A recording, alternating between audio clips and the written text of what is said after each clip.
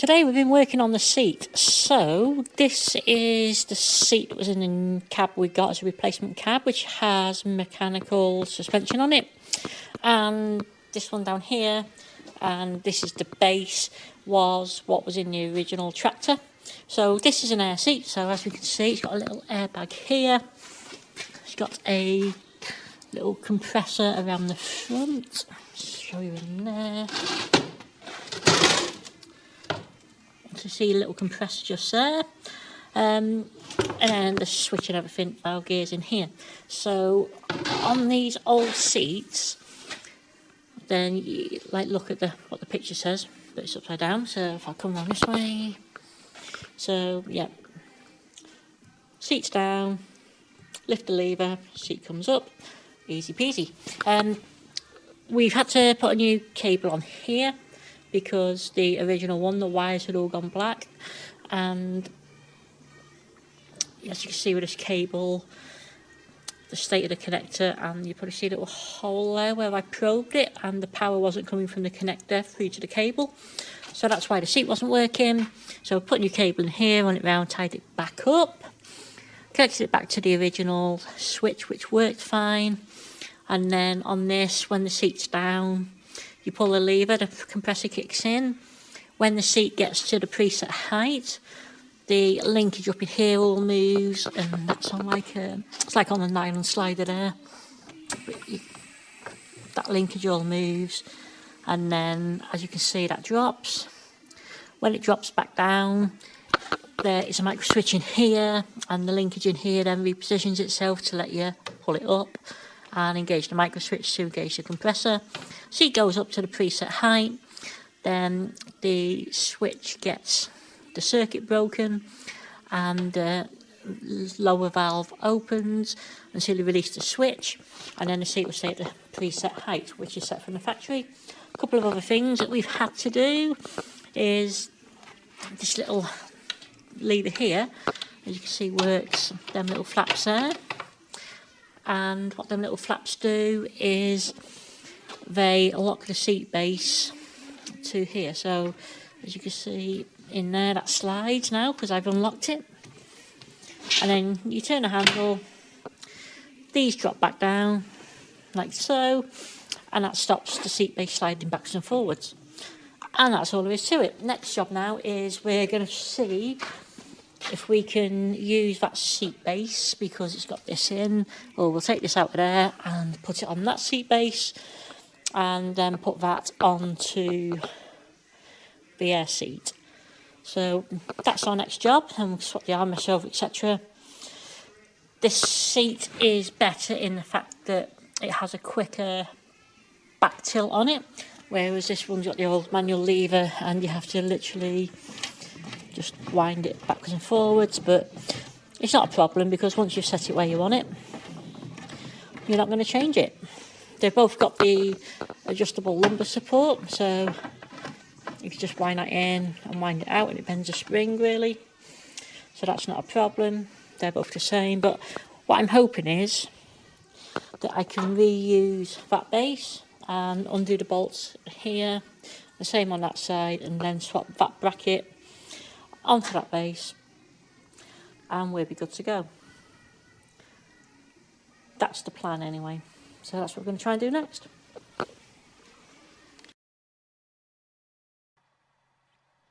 So the first thing we're going to do is we're going to remove the 3 bolts which hold the backrest to the seat base. So we'll do that on each side. As you can see here, the newer seat has a bit of reinforcing on the base, and for whatever reason the old original air seat that came with the tractor that we got doesn't. So that must have been something to do with the design change, because there are a couple of things that are slightly different on this seat. As you can see there, we removed the plastic covers which fit around the bottom of the seat where the armrest is, and there is a little clip in the middle. It's just moulded plastic which goes into a hole on the seat that you have to knock out with a punch. And then later in the video you'll see these get removed so that we can attach them back on once we've got the armrest and the seat rebuilt.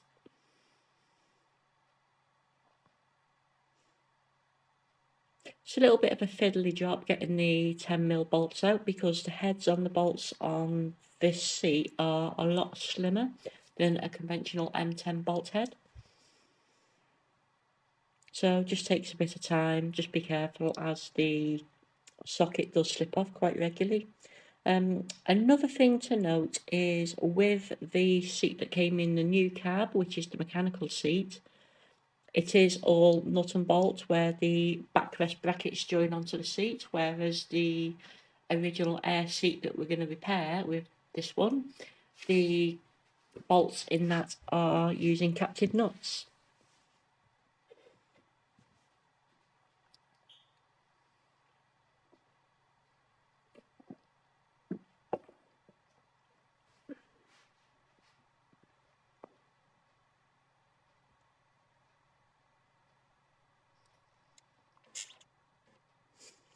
In between the seat base and the brackets that hold the backrest, there are some triangular spaces. These are different thicknesses for the different seats. So first off, I put the thin ones in, and then I thought, well, I'll probably be better using the thicker ones just because the backrest has been for so many years at the shape for the thicker ones to fit in, and it just saves pulling it in unnecessarily.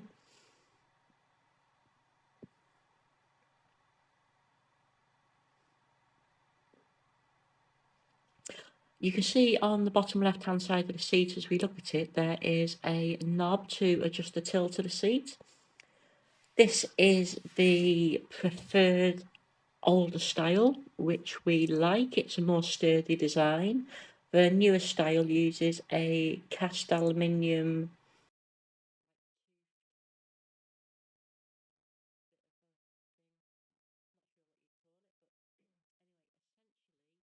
when you pull the lever to adjust the tilt to the seat, it knocks the teeth out of mesh with the other teeth, and what's happened on our seat is, for whatever reason, it has got stuck or somebody's done something really stupid and the cast aluminium lever that connects to the handle has been snapped. So we can't repair the cast aluminium. It will be available, I assume, from Granite as a genuine part. But at the moment, we have this seat that we can use for the bits, and that's what we're going to do. So we're now on to reinstalling the turntable. Unfortunately, I tried to install it back to front first time round, but after double checking on the other ones, you can see that I've rotated it 180 degrees and the bolts go straight in. There are nylon washers that the turntable slides on, so because the bolts are so short, these washers are quite fiddly to hold in place when you've got the seat on an angle like it is. If the seat was held completely upside down, so the washers were flat, you could then put the washers in place and drop the base on, etc.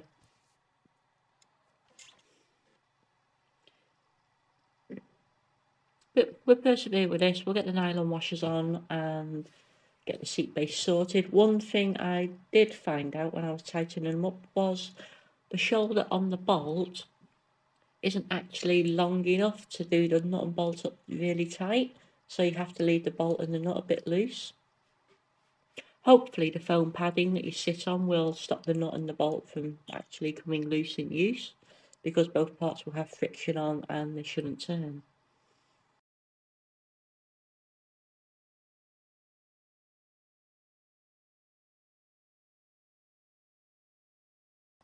Another thing to note with the seat backs is the one we're going to be using has only got the single control for the lumbar support, whereas the one that came with the new cab has actually got a lumbar support control knob on both sides, so you can have it at a slight angle to the left or to the right.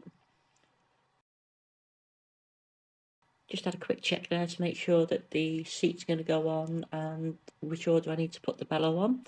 So need to install the bellow first, because the locating clips are like panel trim pins, go in from under the seat. So pop the bellow on, then we can get into the process of installing the bellow on the side, and there's some metal strips that run down under the seat runner to clamp the bellow in place. Can be a bit of a fiddly job with these bellows where the metal strip clips on.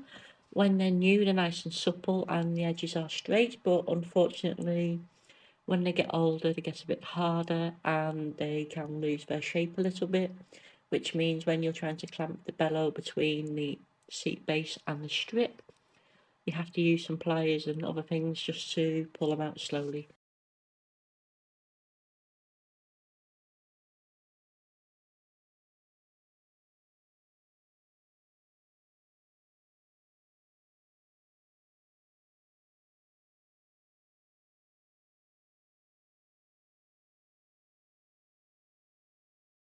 It's quite a tight fit to get the pliers in between the metal strip and the seat base to grip the bellow, as you can see, and just pull it into position because the steel strips on the bottom are swaged around the holes to grip the bellow as necessary.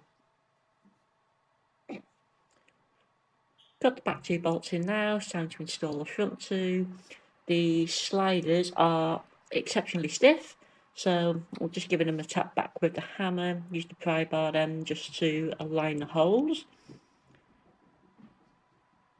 Get the bolts in and that'll be the bellow in position, ready to go.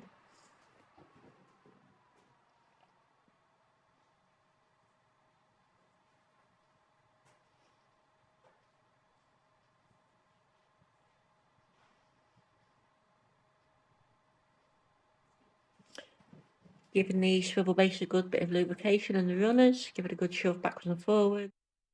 The runners slide nice and easy now. Adjust the support that goes under the front of the legs. Give that a good lubrication up. Installing the armrests now. It's only 2 bolts on each side, nice easy job.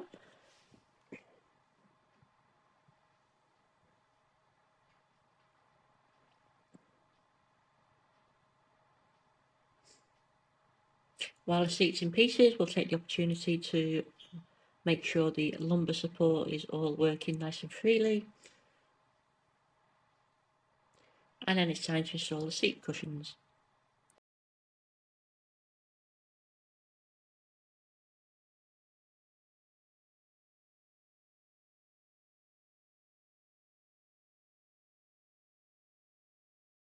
The seat cushions have 2 nylon plasticky tags on the back of the base.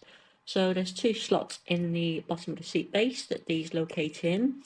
Then there are the little clips on the front which you pull through and then turn 90 degrees, which hold the cushion down to the front of the seat base. So same setup with the back. There's 2 nylon-y posts on the bottom, and they was a bit more fiddly to get in on this for some reason. Give all the foam and the cover a tuck into position. Install the clips on the back like we've just done with the bottom one, and we're done. I've just pulled the cable through, as you can see there now, into the back of the seat. The only reason I've done that is just when I'm moving the seat about, it doesn't get damaged.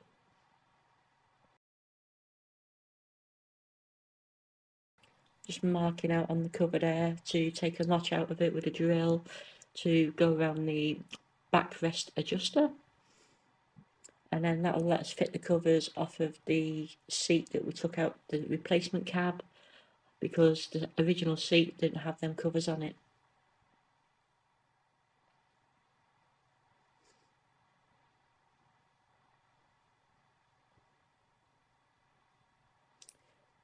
Next job is to secure the bottom of the cover. Now where I'm drilling here and putting a screw in is where the plastic tags were that you see me knock out with the punch and grind off earlier in the video. So we're just putting a little M5 machine screw in there, and that will hold that securely in place and be a nice neat and tidy job.